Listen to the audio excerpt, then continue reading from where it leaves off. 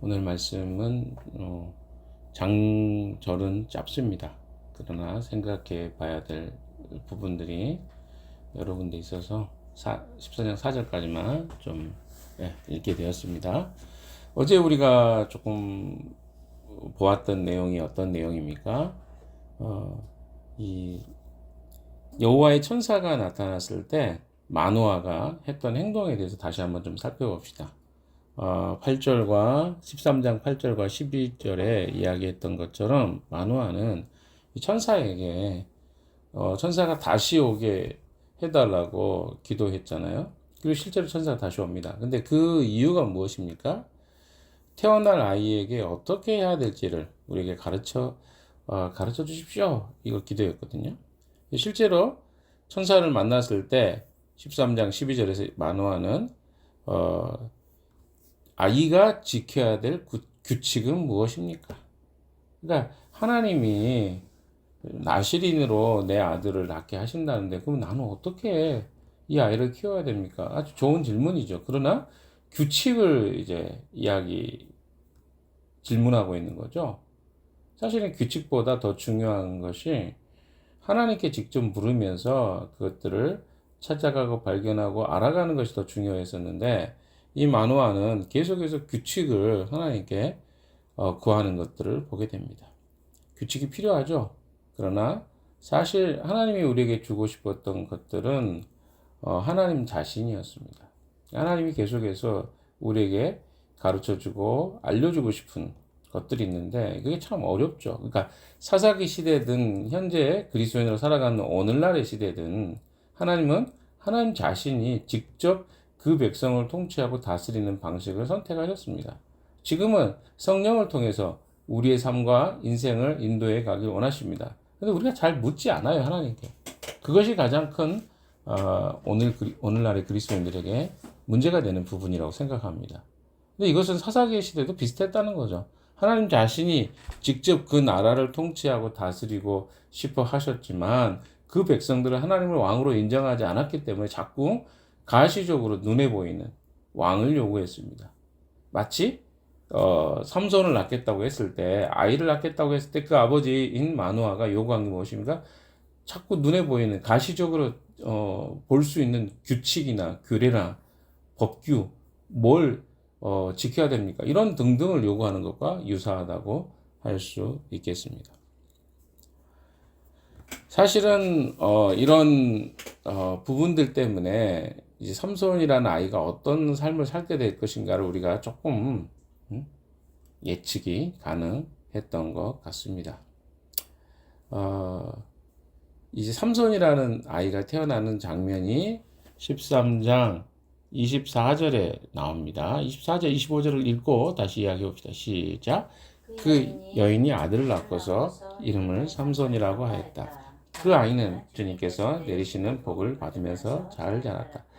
그가 소라와 에스다올 사이에 있는 마네단에 있을 때 주님의 영이 처음으로 그에게 내렸다. 자, 삼손이라는 이름을 정해줍니다. 삼손은 이름이 무슨 뜻일까요? 그 삼손의 이름의 뜻은요, 이름의 의미가 작은 태양이라는 의미입니다. 태양은 당시에 많은 가나안 사람들이 신으로 섬겼습니다. 바알신도 태양과 관련돼 있지 않습니까? 그래서 이것은 하나의 굉장히 강한 메시지가 있습니다. 이스라엘이 하나님을 완전하게 거부한 건 아니지만 또 다른 신들을 예배하는 삶과 행위를 가지고 있었기 때문에 붙일 수 있고 지을 수 있는 이름이었습니다. 다른 말로 이야기하면 하나님을 섬기면서도 다른 신을 예배하는 이스라엘 백성들이 의 모습을 그대로 보여준다고 할 수 있겠습니다. 그래서 다른 말로 이야기하면 태양의 아들이죠. 작은 태양이라고 한다면 어떻게 하면 하나님의 아들인 하나님이 그 사사로 준 그 사사의 이름을 삼손이라고 지을 수 있었겠어요.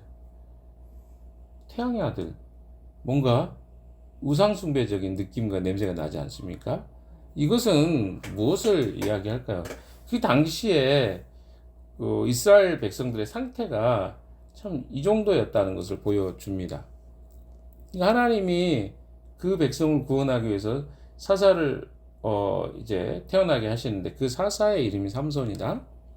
이 말은 그 백성들의 상태. 그럼에도 불구하고 하나님께서 그쵸?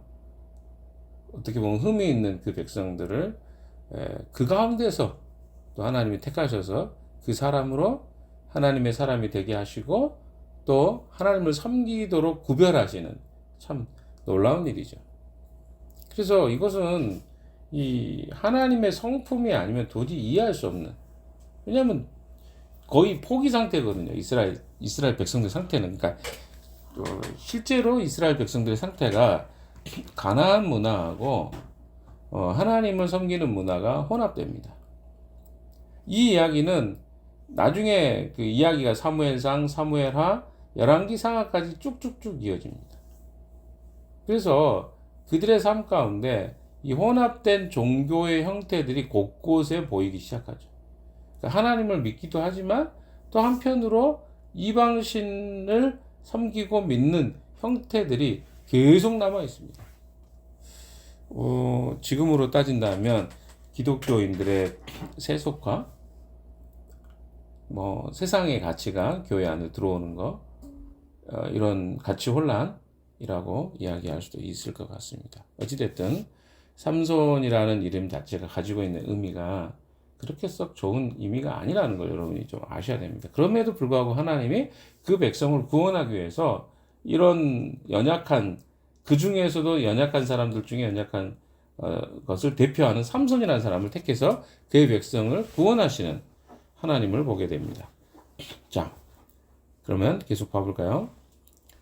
삼손의 이야기는요, 굉장히 우리가 참 이 사사기의 모든 그 이야기들, 좋지 않은 이야기들 집대성입니다. 성의 문제가 나오고요. 그 다음에 폭력의 문제가 나오고, 죽음, 권력, 이런 것들이 전부 다 함께 나옵니다. 그래서 지금으로 따지면 굉장히, 이런 사람이 사사를 했다고? 이렇게 이야기할 만큼 조금 사사가 흠이 많은 인물입니다. 그는 굉장히 폭력적이었고 또 성 중독자였습니다. 충동적인 것뿐만 아니라 미성숙해요. 애기 같아요. 오늘 이제 4절까지만 봐도 이런 사람이 어떻게 사사가 됐어? 굉장히 이기적입니다. 부모의 이야기도 안 들어요. 그런데 오늘 본문에 보니까 주님의 영이 처음으로 그에게 내렸다. 우리가 더 고통스러운 거죠. 하나님의 영이 이런 사람에게 기름 부어졌다는 거. 우리가 이해할 수 있겠습니까? 좀 이해하기 어려운 사람의 유형인데 이 사람을 하나님이 사용하시는 것 같아 보인다는 거죠. 그걸 어떻게 이해해야 될지 같이 성경을 공부하면서 배워갔으면 좋겠습니다. 자, 14장 1절로 들어가 봅시다. 14장 1절 한번 같이 읽어봅시다. 시작. 삼손이 딥나로 내려갔다가 딥나에 있는 어떤 블레셋 처녀를 보았다. 딥나 지역이 이 블레셋 지역과 가깝기는 한데요. 딥나 지역은 어떤 지역이냐면 이스라엘 땅입니다. 이스라엘 사람들이 살고 있는 지역이에요. 그러면 우리가 생각해 봤을 때 이 딥나 지역에는 블레셋 처녀가 있어서는 안 됩니다. 제가 지도를 좀 여러분에게 보내드렸는데요. 딥나를 한번 보십시오. 이스라엘 안에 있는 땅이에요. 아래가 블레셋이니까. 그러니까 이스라엘 땅에 누가 있는 거예요? 팔레스타인 여인이 버젓이 활동하고 있는 겁니다. 굉장히 이 당시에 상황이 어떠한지를 볼 수 있습니다. 그러니까 딥나에 내려갔다가 거기서 블레셋 사람의 딸 중에 한 여자를 보았다는 거죠. 그리고 그 부모에게 이야기합니다. 내가 딥나에 내려갔다가 블레셋 처녀를 하나 보았습니다. 장가들고 싶습니다. 주선해 주십시오. 참 삼손 같습니다. 삼손은 처음부터 삼손 같았어요. 그러니까 당연히 그 부모로서는 어떻겠어요? 아이가 태어날 때부터 나시인으로 태어났고요. 또 심지어 천사를 통해서 2번이나 천사가 나타났잖아요. 뭐 예수님도 예수님이 태어날 때 천사가 마리아에게 나타나서 내 아이를 하나님의 아이를 성령으로 잉태하게 될 것이다. 이렇게 이야기하잖아요. 그래서 어떻습니까? 그 이야기를 평생 담고 살잖아요. 그러면 부모들 입장에서 어떨까요? 이 자식이 블레셋을 지금 블레셋으로부터 우리 이스라엘 백성을 구원해야 될 사사로 받은 아이가 블레셋 사람과 결혼한다고? 굉장히 이거는 황당한 이야기 아니겠습니까? 다른 사람도 아니고 대적해야 될 그 블레셋 족속의 사람들 중에 한 사람하고 결혼하겠다? 이건 좀 황당한 이야기인 거죠. 그래서 그것에 대해서 그들이 아마 굉장히 괴로웠을 것입니다. 그래서 그가 이야기합니다. 3절에 시작. 그러나 그의 아버지와 어머니가 그를 타일렀다. 내 친척이나 내 백성의 딸들 가운데는 여자가 없느냐? 왜 너는 할례도 받지 않는 블레셋 사람을 아내로 맞으려고 하느냐? 그래도 삼손은 자기 아버지에게 말했다. 꼭 그 여자를 색시로 데려와 주십시오. 그 여자는 첫눈에 내 마음에 쏙 애기 같잖아요. 말하는 투가. 꼭 그 여자를 색시로 데려와 주십시오. 그 여자는 첫눈에 내 마음에 쏙 들었어. 지금 뭐야? 이 삼손은 자기 한눈에 반하거나 굉장히, 그러니까 아까도 이야기했지만 감각적이고 충동적이고 고집불통에다가 어때요? 부모 말도 안 들어요. 부모가 이야기하잖아요. 할례 받지 않은 여인하고 어떻게 결혼하냐. 여기서 할례 받지 않았다는 건 뭡니까? 할례라는 것은요, 하나님과 개인적 언약 관계를 맺고 있다는 하나의 증거입니다. 표징입니다. 근데 할례 받지 않았다. 하나님과 어떤 관계도 없는 사람이라는 거예요. 근데 그 당시에 도저히 상상할 수 없을 것 같던 이야기들이 당시에는 행행했던 것이죠. 그래서 하나님의 언약과 아무 상관이 없는 여인이 이스라엘 백성 땅에 버젓이 돌아다니고 있었고, 예전에 같으면 절대로 있을 수 없는, 원래 여호수아 시대에는 있을 수 없는 일이었습니다. 그런데 그런 일들이 일상이었던 것 같아요. 그리고 어떻습니까? 그 여인과 결혼을 요청하는 삼손 자체가 이미 부모의 교육도 문제가 있었던 것이었겠죠. 삼손도 문제가 있었겠지만, 지금 온통 이스라엘 상태가 어떠한지를 보여주고 있습니다. 그래서 삼손이 아까 이야기했던 것처럼 나를 위해서 그 여자를 데려오라고 이야기합니다. 그리고 그는 내 눈에 이 여인이 첫눈에 반했습니다. 이게 뭘 이야기하냐면 이스라엘의 지금 어떤 삼손의 이야기만 한 게 아니라 이스라엘 민족의 전체가 가진 삶과 태도, 신앙에 대한 이야기를 보여주고 있는 것입니다. 그러니까 이 당시에 사람들의 삶의 태도가 이러했다는 것입니다. 자기들 눈에 오른 대로 살아가는 삶이죠. 그래서 사사기에 자주 등장하는 이야기 아닙니까? 자기 소견에 오른 대로 행하였다. 하나님의 눈에 악한 것이라도 자기 눈에 선하면 무조건 행하는 것. 그것이 그 시대의 특징이었습니다. 삼손은 이 이스라엘의 진짜 영적인 상태를 그대로 반영했던 리더였습니다. 그래서 삼손은 하나님의 백성을 위한 이상적인 리더가 절대 아니었습니다. 어떻게 보면 현재 이스라엘의 축소판과 같은 한 남자의 삶을 삼손이 보여주고 있는 것이죠. 이제는 나중에 가면 더 심각해집니다. 나중에는 이제 엉망진창이 되는 데까지 나갑니다. 17장부터 21장까지는 그런 내용이잖아요. 그래서 삼손의 내용을 좀 정리해보면 삼손은 충동적인 사람이었습니다. 굉장히 성적인 것에 즉각적으로 반응했던 사람이었다. 두 번째, 삼손의 문제는 그는 가르침 받지 않았습니다. 부모가 이야기해도 듣지 않았습니다. 이건 굉장히 위험한 상태죠. 4절까지 한번 읽고 마무리를 좀 해봅시다. 4절 시작. 그의 부모는 주님께서 블레셋 사람을 치실 계기를 삼으려고 일을 하시는 줄을 알지 못하였다. 그때 블레셋 사람이 이스라엘을 지배하고 있습니다. 이게 무슨 말인지를 좀 살펴봅시다. 그러니까 결론으로 아까 제가 이야기했던 삼손의 이야기 삼손은 충동적이었다. 삼손은 가르침 받지 않았다. 이 이야기를 좀 생각해 두시고 결론으로 그 이야기를 하려고 합니다. 그런데 여기에 이야기하는 거 보면 뭡니까? 하나님이 4절에 블레셋 사람을 치실 계기를 삼으려고 이 일을 하시는 줄을 알지 못하였다. 삼손은요, 이미 그 성품이나 이 기질 자체가 건강한 상태의 사람이 아니었어요. 굉장히 충동적이고, 굉장히, 그 태도 속에 뭔가 부모로부터나 영적으로 가르침 받으려고 하는 태도가 없었습니다. 그런데, 그럼에도 불구하고 하나님이 그 사람을 사용하셨습니다. 이 블레셋 여인을 선택했다는 것은 누가 선택한 겁니까? 삼손이 선택한 거예요. 그래서 우리가 생각할 때 이런 사람 하나님이 쓰신다고? 이런 생각이 들지도 모르겠어요.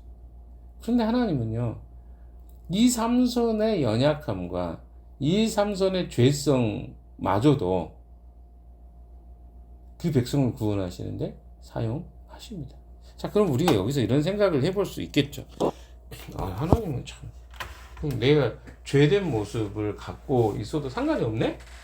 이것도 사용하신다면? 이렇게 생각할지 모르겠어요. 그러나 이런 측면의 생각보다는 하나님은 참 놀랍고, 그러니까 하나님이 구원하시기로 하신 약속은 하나님은 성실하게 지키고 계신 거예요. 무슨 말인지 이해되십니까? 그러니까 우리가 생각할 때는 이런 쪽을 생각을 해버리는 거죠. 하나님은 내가 잘못을 해도 하나님 나를 사용하시네? 이런 영광이 어디네? 이렇게 생각할 수도 있어요. 근데 그런 쪽의 생각보다는 그거는 내가 계속 연약해도 좋겠다 이런 말로 귀결이 될 수도 있거든요. 근데 그런 말이 아니라 하나님은 하나님이 약속하신 것은 반드시 지키시는 분이다. 근데 그들이 어떤 이스라엘 백성 전체가 이렇게 형편없든 있든 상관없어요. 그들의 연약함과 죄성마저도 사용하셔서 하나님의 언약을 지키시는데 사용하시는 분이시다. 이렇게 정리를 하시면 좋겠습니다. 그러니까 하나님의 속성을 좀 생각해 보세요. 하나님은요, 약속하신 것은 반드시 이루시는 것입니다. 이렇게 성경의 그 내용이 가볍지 않다는 이야기가 그거예요. 왜냐하면 하나님은 그 백성을 지키시로 약속하셨어요. 왜? 사사는 이스라엘 백성들이 왕이 아니었어요. 그냥 하나님의 대리의 한 부분, 어떨 때는 힘으로, 어떨 때는 지혜로 판관이 돼서 그 일을, 이스라엘 백성을 건지고 구원하는 일을 하나님 대신 잠깐 하는 역할. 그러니까 결국은 하나님이 그들의 재판관이었고 하나님이 그들의 왕이었습니다. 그러니까 하나님은 왕으로서 그 일을 수행하시는 거예요. 누구를 통해서? 이런 형편없는 삼손을 통해서도. 그러니까 이거는 삼손이 연약한데도 불구하고 하나님이 이렇게 사용하셨다라는 이야기보다 하나님은 이스라엘 백성의 상태와 상관없이 하나님의 약속을 지켜가시는 분이구나 라고 이해하는 것이 타당할 것 같습니다. 또 하나 아까 얘기했던 것처럼 여러분 결론적으로 좀 이야기하고 싶은 것은 충동적인 거 굉장히 위험합니다. 삼손이 그런 사람이었어요. 눈에 보이는 거 감각이 그를 지배했습니다. 그는 심사숙고하지도 않았고 보고 느끼는 대로 행동했던 사람입니다. 그러면 이 이야기는 우리에게 무엇을 이야기해 줍니까? 눈에 보이는 대로 판단하고 행동하는 거 위험하다는 것입니다. 조심해야 됩니다. 특별히 감각적인 사람들, 충동적인 사람들 위험해요. 제2의 삼손이 될 수 있습니다. 여러분 그런 성향이 있는 사람들은 굉장히 내가 위험한 모습을 갖고 있다는 걸 아셔야 됩니다. 두 번째는 삼손은 어떤 가르침도 받지 않았습니다. 그러니까 가르침 받는 태도가 건강하지 않았다는 거죠. 특별히 하나님 말씀에 대해서 특별히 부모가 이미 천사를 통해서 계시받았던 내용을 이야기했음에도 불구하고 그는 그것을 받아들이지 않습니다. 자기가 좋다고 하면 애기같이 그냥 우기는 거예요. 내가 보기에는 좋은데? 매력적인데? 나 못 버려.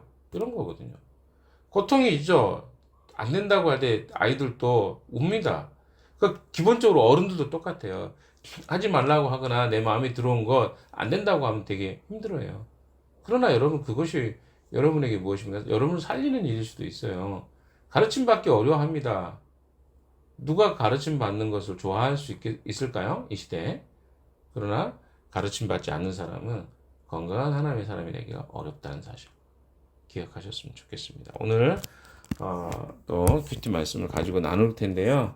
옆에 나눌 때 이게 굉장히 우리에게 중요한 사실인 것을 이 두 가지 사실을 기억하고 오늘 하루 주님과 동행하는 여러분 되시기를 주님의 이름으로 축원합니다. 기도합시다.